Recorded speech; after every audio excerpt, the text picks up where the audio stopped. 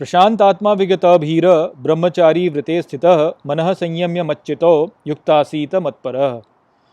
नमस्कार मित्रों, ये जो श्लोक है भगवद गीता के छठे अध्याय का 14वां श्लोक है, जिसे हम आज गहराई से समझेंगे। तो आइए सबसे पहले इसके अर्थ को समझते हैं। तो जो श्लोक है वो कहता है, प्रशांत आत्मा विगत अर्थात शांति की ओर बढ़ने से मन जाता है। अभीर ब्रह्मचारी व्रते स्थित अर्थात ब्रह्मचर्य के व्रत की स्थिति में। मनः संयम्य मच्चितो अर्थात संयम में मन मुक्त चित्त होता है। युक्तासीत मत्परः अर्थात जुड़ जाता है मुझसे।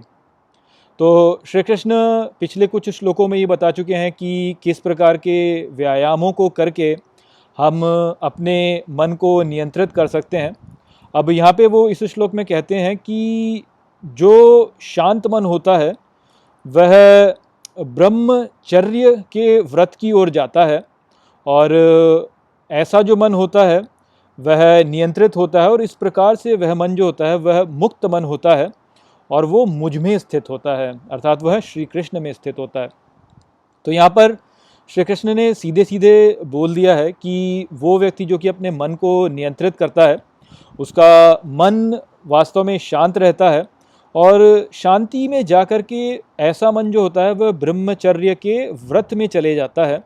और ऐसा जो मन है वास्तव में वो नियंत्रित है, किंतु वही मन वास्तव में मुक्त भी है, और ऐसा जो मन होता है वह भीतरी दिव्यता के साथ में जुड़ा हुआ होता है। तो यहाँ पे श्री कृष्ण जो है वो स्वयं को भीतरी दिव्यता के रूप में स्पष्ट रूप से यहाँ पे कह रहे हैं, और ये जो भीतरी दिव्यता है वही वास्तव में ब्रह्म है, यही संपूर्ण सृष्टि के पीछे का आधार है। और इससे अनुकूल जो आचरण होता है उसमें मन चले जाता है जब मन शांत होता है। तो यहाँ पर हमें ये स्पष्ट रूप से पता चलता है कि ब्रह्मचर्य वास्तव में क्या होता है। तो आज के समय में लोग जब ब्रह्मचर्य के बारे में कहते हैं तो वो इस प्रकार से कहते हैं कि ये अपनी यौन जो इच्छाएं होती हैं उनको नियंत्रण में करने की जो प्रक्रिया है वह ब्रह्मचर्य है, और ब्रह्मचर्य का व्रत होता है वह व्रत जहाँ पर कि व्यक्ति किसी भी प्रकार की यौन क्रिया में नहीं लगता है। तो ये जो दृष्टिकोण है ब्रह्मचर्य की ओर, ये वास्तव में एक बहुत ही सीमित दृष्टिकोण है। वास्तव में हमने जो अब्राहमी आस्थाएं हैं उनके कुछ विचारों को अपने भीतर सम्मिलित कर लिया, और इस प्रकार से ब्रह्मचर्य को हमने केवल स्वयं का जो यौन शक्ति है उसको नियंत्रण करने तक सीमित कर दिया है, और इस प्रकार से कहने लगे हैं कि जो व्यक्ति यौन क्रिया में नहीं लगता वह व्यक्ति वास्तव में वह व्यक्ति वास्तव में ब्रह्मचर्य का व्रत ले चुका है और वह ब्रह्मचारी है। ऐसा करके वास्तव में हम अपने जो ज्ञान है उसको बहुत ही सीमित कर देते हैं, क्योंकि यदि आप देखें तो जो सनातन संस्कृति है उसमें अपनी यौन शक्ति को कभी भी नियंत्रित करने के लिए नहीं कहा गया है, बल्कि उसको प्रतिपादित करने के लिए कहा गया है कि उसका आप उपयोग करके उसको ठीक प्रकार से एक दिशा में ले जाएं, ताकि आप उसका उपयोग कर सकें अपने आप को और उत्तम बनाने के लिए और ब्रह्म की प्राप्ति के लिए।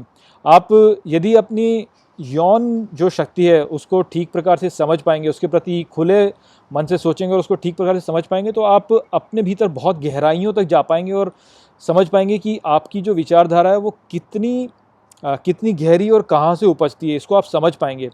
तो जो व्यक्ति वास्तव में स्वयं को बहुत जानना चाहता है और आत्मज्ञानी बनना चाहता है, उसके लिए बहुत ही महत्वपूर्ण होता है कि वह अपनी यौन शक्ति को ठीक प्रकार से समझे और उसको दबाए ना। और जैसा कि पश्चिमी आस्थाओं में है कि वहाँ पर अपनी यौन शक्ति को दबाने के लिए कहा जाता है, तो इस कारण से जब कभी ये कहा जाता है कि ब्रह्मचर्य वास्तव में अपनी यौन शक्ति को दबा देना है या यौन क्रिया में नहीं लगना है, तो उस प्रकार से हम भी फिर उसी मार्ग पे चले जाते हैं, और हमारे भीतर की जो गहरी हमारी प्रवृत्तियाँ होती हैं जो कि हमें जानना चाहिए तभी हम वास्तव में आत्मज्ञानी बन पाएंगे, उनको हम कभी जान नहीं पाते हैं, और इस प्रकार से हमारा जो आध्यात्मिक विकास होता है वह सीमित हो जाता है। तो इसलिए जो ब्रह्मचर्य है उसे हमें ठीक प्रकार से समझना चाहिए कि ब्रह्मचर्य वास्तव में क्या है। तो यदि आप ब्रह्मचर्य शब्द को ही देखें तो इसके दो भाग हैं, एक तो है ब्रह्म और दूसरा है चर्य। अब जैसे आपने देखा होगा कि दिनचर्या जो होता है वो वास्तव में क्या है, वो होता है कि हम अपने दिन में किस प्रकार से अपने कार्यों को करते हैं, हमारा दिन का जो आचरण होता है वो कैसा होता है, वो दिनचर्या। ठीक उसी प्रकार से ब्रह्म जो है वो तो ब्रह्म हो गया, और चर्य जो है वो है आचरण। तो ब्रह्मचर्य वास्तव में वो आचरण है जो कि हमें ब्रह्म की ओर लेके जाए।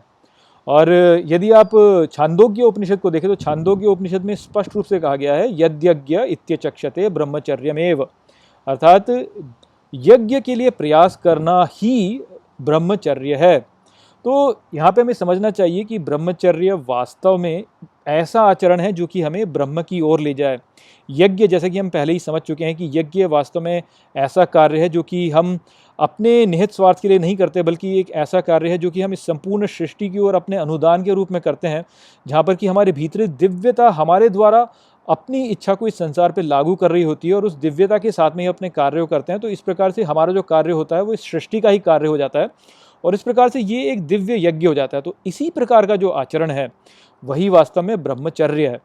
तो यहाँ पे जब श्री कृष्ण कह रहे हैं कि जो शांत मन होता है वह ब्रह्मचर्य की ओर जाता है, तो इसका अर्थ यही है कि जिसने अपने मन को नियंत्रित कर लिया और जिसने अपने मन को शांत कर लिया उसका आचरण ही ऐसा हो जाता है कि उसके सभी कार्य वास्तव में यज्ञ के रूप में हो रहे होते हैं।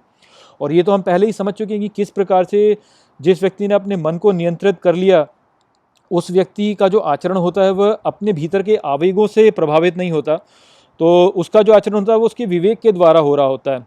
और जो व्यक्ति वास्तव में शांत मन वाला है उसका विवेक वास्तव में ऐसा ही होगा जो कि अपने निहित स्वार्थ की ओर नहीं होगा, बल्कि उसके भीतर की जो दिव्यता है उसके साथ में करने वाला होगा। तो इस प्रकार से आप समझ सकते हैं कि कैसे जो आचरण ऐसा होता है जहाँ पर कि व्यक्ति अपने मन को नियंत्रित कर लेता है और उस प्रकार से अपने मन को शांत कर लेता है, तो उसका स्वाभाविक रूप से उसका जो आचरण होता है वो ब्रह्मचर्य वाला हो जाता है, अर्थात उसके सभी कार्य फिर यज्ञ की ओर ही जा रहे होते हैं, जहाँ पर कि उसके सभी कार्य उसकी भीतरी दिव्यता के साथ में प्रेरित होते हैं।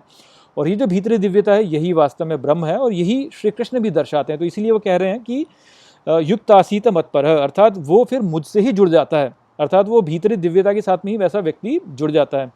और यहाँ पे उन्होंने कितनी सुंदरता से कहा कि जो मन नियंत्रित है वही मन वास्तव में मुक्त मन है।